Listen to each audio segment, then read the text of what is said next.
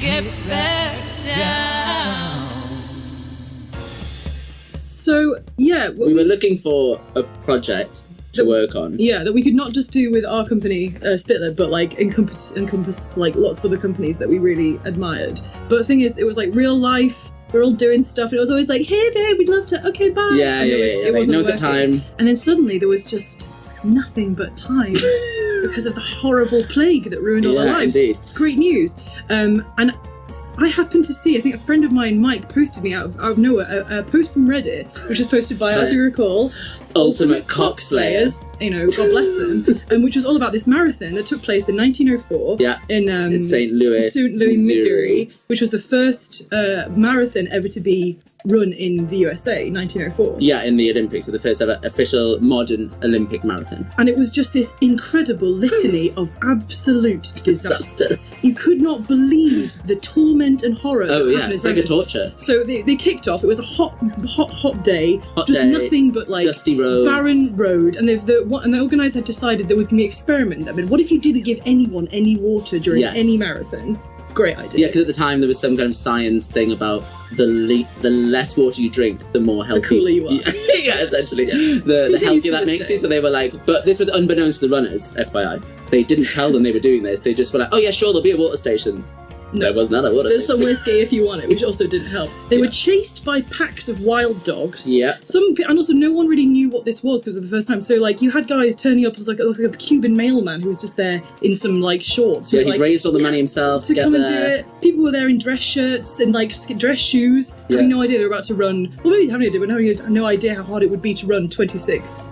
Yeah, they I think some of the Americans cut the Cuban guys' legs off. No, his trousers. They made them to shorts because they were like, mate, you've got 26 miles to run in like crazy heat, like far too hot to be doing any of it anyway.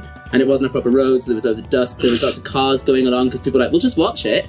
Obviously, that threw up loads of dust. Smoke and dust. So all these poor runners were kind of asphyxiating throughout. One of them, who was like the front runner, just gave up near the end and then got in a car, got in a cab to the finish line, and then got there first, was crowned the winner, and given the medal, and then had it like taken off. And was like, "Did you just drive in a car to the end?" Like, oh yeah, a bit. He was like, "Yeah, I was going to give it back. It was just a bit of a joke." I just having a great time. So it was just. And the first case of doping. First case of medical Fred Laws, Luckily, maybe not the last. Not the last. Thank God. The great tradition was just begun. Yeah, his team, his coach was failing at like the 19th mile, the hard mile, well, the hardest mile.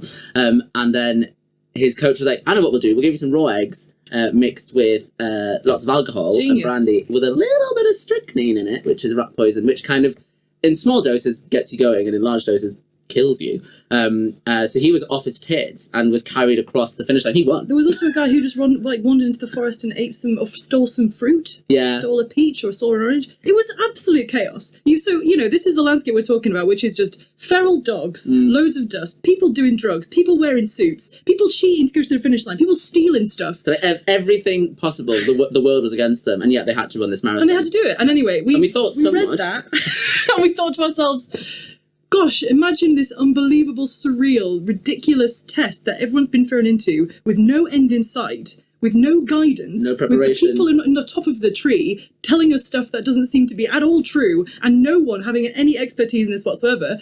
And we thought to ourselves, yeah, that makes sense to us right now. And it was just felt so relevant and so prescient, and we felt like this was a topic that was so ridiculous, and yet felt like, we're all there. We're all on this track right now. It's the start of the pandemic. We have no idea how long we'll be in this for. Thank God we didn't know how long we were in it for. Thinking we've got this road ahead. None of us are prepared.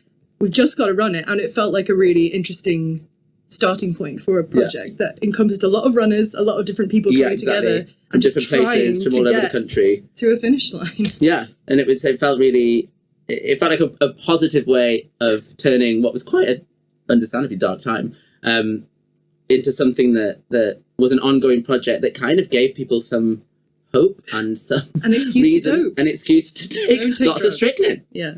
So do drugs, kids, because it helps. That's what we're finishing up.